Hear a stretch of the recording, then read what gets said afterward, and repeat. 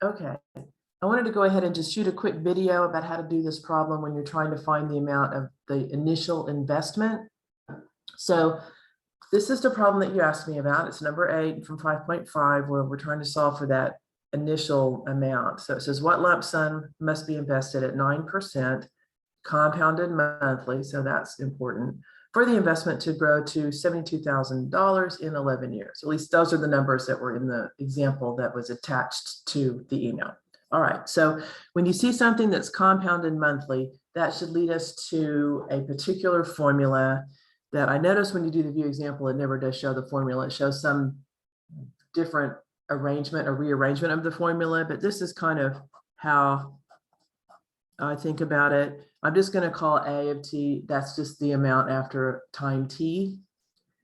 And then we have to have a starting amount. And this is typically that you see this a lot in math and science with the subscript of 0. That's like a function notation. It means your amount at time 0. So that is your starting amount. And then when you're investing in something monthly or quarterly or so many multiple times per year, what you have to do is take that interest rate and you break it up into that many pieces. So n is the number of times it's compounded per year.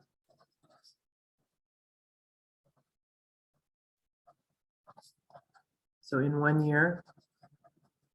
And then that's the multiplier that you keep multiplying against the previous amount. And so it should be n times t, sorry.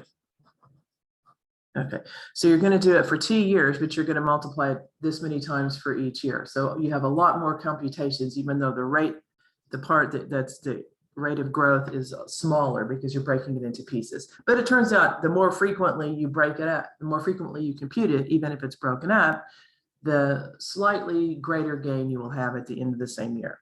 All right, so n is the number of times it's compounded per year. T is just the number of years since the beginning amount to grow to the end amount. So you can think of these two things as dollar signs, as dollar amounts. This is your starting amount, this is your final amount. So when you have something that's increasing by a certain amount, your smaller original amount goes here. After so many years, you want it to grow out to this amount. The T is how many years it takes to start here and end over here. N is how many times per year it's compounded. And right there, we have a clue where it says monthly. And of course, R is the interest rate as a decimal. That's the thing that we kind of are going to break up in this case. All right, so for our particular word problem here, it says it's invested at 9%.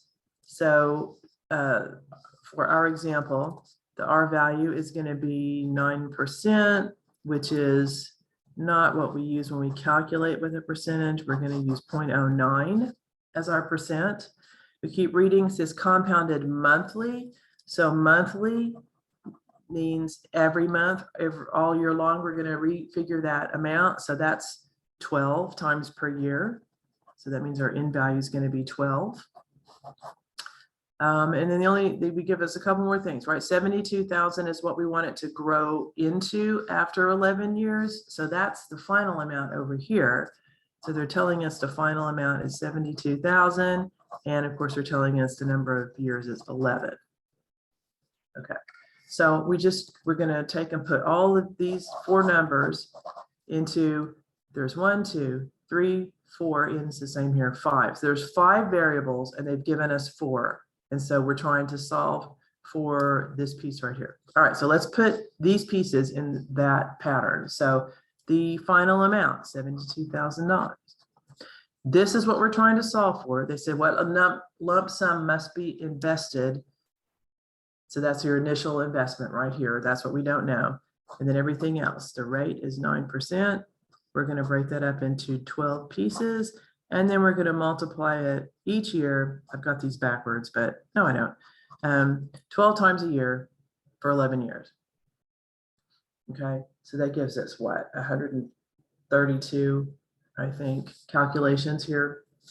So when you're doing an interest rate that gets just refigured after so many time periods, it's just really taking this initial amount and whatever this is, you're just multiplying that against a previous amount to grow it to the next amount. And then you do it again. And then you do it again. So you do it 12 times the first year, 12 times the second year, and so on. So really to solve this, this doesn't have any exponential stuff or logarithmic stuff. It's just the thing we're trying to figure out times this piece. So just like anything else, if I had something simpler that said 12 equals 3x, and I wanted to solve for the x and it's being multiplied by 3, I would divide both sides by the 3 that's the multiplier. So what I'm going to do here is just work all this out. And then it's just that number times the a naught. That's how you say it, a naught. So then we would just take and divide that number under here. So I guess I'm going to do it in 2 steps just to make it a little easier to work with. But whatever this turns out to be, I'm going to make sure and round it to a whole bunch of decimal places. Or I could just put the whole thing under the 72,000 and build it in one big expression. Let's see if I can find a way. If I can turn this up like this, I think I can get rid of some of the glare. Turn off a little light there. I'm going to refocus. Yeah. Okay, so what I'm going to do is build that 1 plus 0.09 divided by 12 is my rate divided by 12. Now I've got to raise all of this to 11 times 12, which is 132, but I can do. Since mine has to, oh, I may not be able to see it. I'm trying to fit it. That's what I've got. Okay, so I'm going to hit enter, and it tells me 2.681311,281. I'm going to copy out most of that. That's actually what I'm going to divide the 72,000 by in a minute. Okay, so if I go back to my paper here, scooch it down a little bit.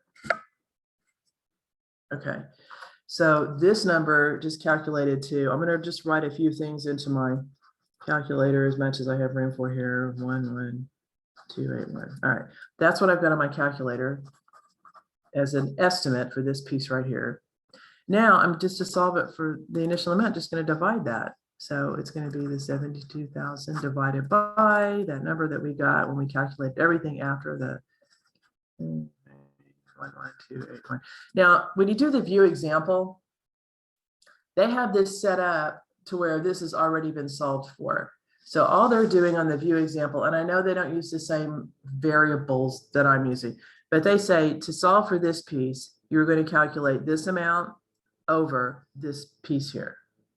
Okay, so I think sometimes they have you calculate this piece separately, or maybe just the interior piece separately. They do little shortcuts, but it's all based on this right here. You're just going to take everything that's not this part, figure out what that calculates out to, because you have all the numbers in place for that right here. It's all just numbers from here to here. Work that out and then divide it under the other side.